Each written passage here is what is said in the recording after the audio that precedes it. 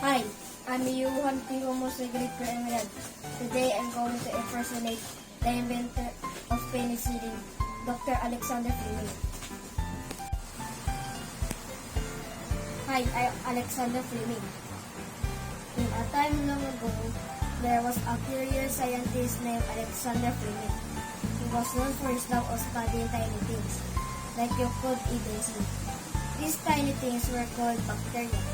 One day, in Dr. Fleming's laboratory, something unexpected happened.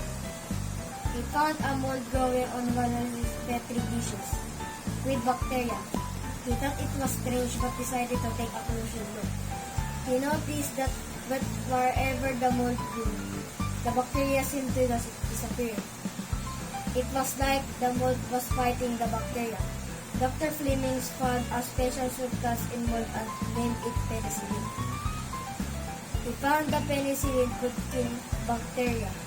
With the help of other scientists, they turned penicillin into medicine that could be given to people who were sick. Thanks to Dr. Fleming and his discovery of penicillin, we have a powerful medicine that fights harmful bacteria and makes us better when we are sick.